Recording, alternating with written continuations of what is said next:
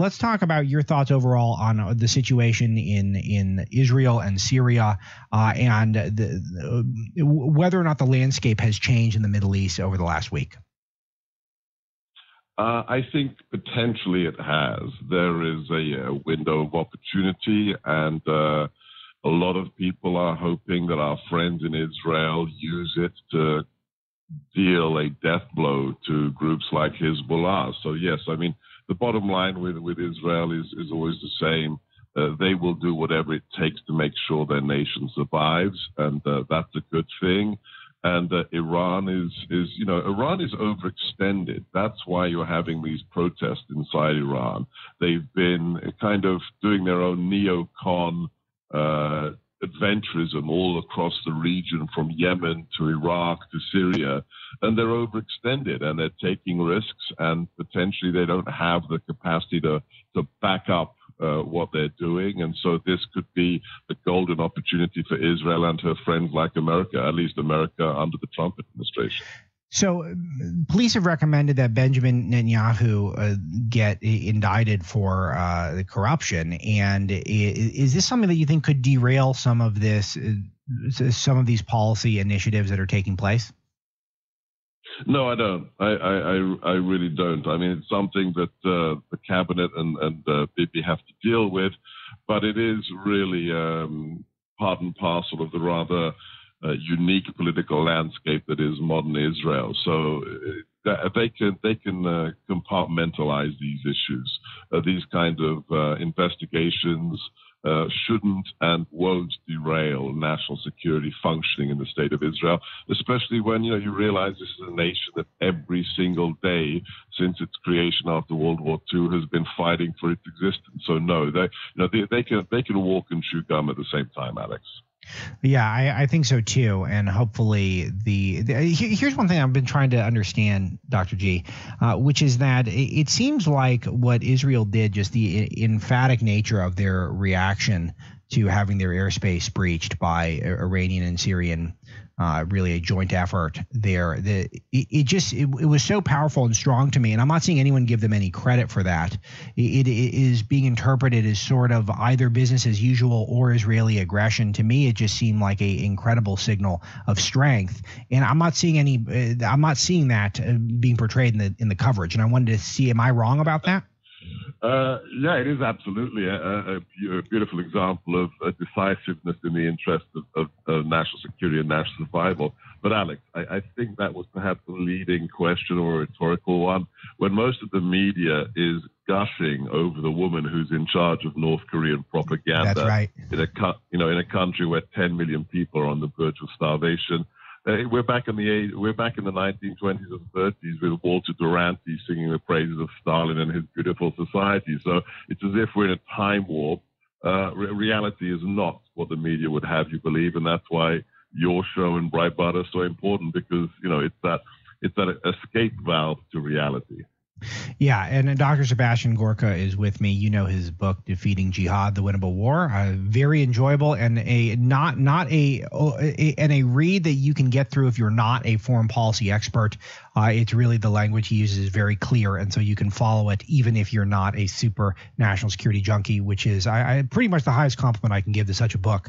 He's also a Fox News national security strategist. And Dr. G, you touched on exactly the topic I wanted to go to next, which is this insanity in terms of the news coverage of Kim Jong Un's sister, who is one of his top allies, one of his top advisors, and really is in charge of the Ministry of Propaganda. If you notice, by the way, Dr. G, the North Korean media did not cover her stardom at the South Korean Olympics that are taking place right now. They left that to Western media. So it was basically a charm offensive on the Western press, who bought all of it hook, line, and sinker.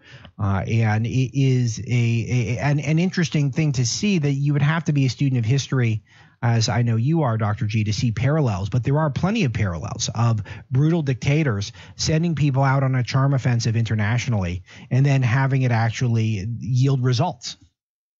Right, absolutely. And if you just translate that down to its rawest form, what we're talking about is literally CNN and the Washington Post providing free propaganda to the last truly Stalinist regime in the world. Just juxtapose that to the President's State of the Union, where you see somebody who's run away, who's escaped that hellhole that is North Korea, a man who lost his leg there, who afterwards escaped over thousands of miles, holding up his crutches. Why? Because he wanted to come to that great beacon on the hill that is the United States. And what's CNN and what's Washington Post doing? They're celebrating the dictators that persecuted that man and are persecuting hundreds of thousands of individuals in a country that still has labor camps. It is absolutely beyond the pale what the modern media in America has become. Yeah, and this is one CNN column which has shocked a lot of people, is Kim Jong Un's sister is stealing the show at the Winter Olympics. And let me just read the beginning. If diplomatic dance were an event at the Winter Olympics, Kim Jong Un's younger sister would be favored to win gold. With a smile, a handshake, and a warm message in South Korea's presidential guest book, Kim Yo-jong has struck a chord with the public just one day into the Pyongyang Games. I mean, Dr. G, the thought of you or I getting this sort of praise from CNN is laughable. This is a woman who is essential to the governance of a brutal, murderous regime. CNN is puffing up her character. Perhaps the most offensive of all was Philip Bump of the Washington Post, who tweeted a GIF of Kim giving Vice President Mike Pence a, quote, deadly side eye, which I think he ended up deleting this tweet. But they literally implying that Kim Yo-jong is the one who can condescend to Mike Pence. Mike Pence is the bad guy in that situation. Truly, we're through the looking glass with this media. Alex, this is the most abhorrent aspect of all of this. Literally, I mean, you know, CNN and Washington Post may still worship socialism, but when you do this to the detriment of the vice president, a man who, you know, I had the pleasure of working in the same building with him. He is perhaps the most honorable man in D.C. today, and they're making him the butt of their sycophancy. It truly is vomitous that they have the gall to do that.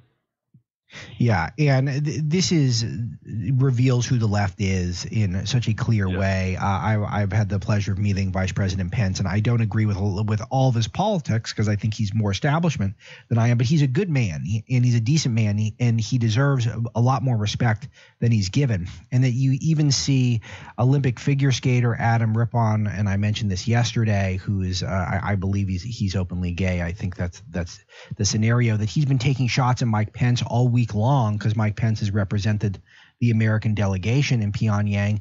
And then he says yesterday, I don't want my Olympic experience to be about Mike Pence. Well, then why don't you just shut your mouth and skate? It's like, why are you talking about Mike Pence and going out of your way to insult your own vice president on foreign soil? And then you're saying that, oh, that's actually a distraction. I really just want to be a skater. I mean, the left is going insane, Dr. G. How about a crazy idea like this? How about what you do in your bedroom is irrelevant to the Olympics and American politics? How about that? Exactly right. Okay, so Dr. Sebastian Gorka is with me. Dr. G, we have a big initiative that is launching today. Frank Gaffney's connected to it. It's called Save the Persecuted Christians. And I know you're a Catholic like I am, and I always recommend for Lent that people not just give something up, maybe do something extra. I think one good way for people to get involved is to go to savethepersecutedchristians.org, check out this new effort. But Dr. G, you don't have to comment on this new initiative, but I do want to get your thoughts on something that you and I have discussed at length numerous times, which is that how the persecution of Christians globally, which it is so far beyond Christian bakers being compelled by the government to participate in same-sex same-sex weddings.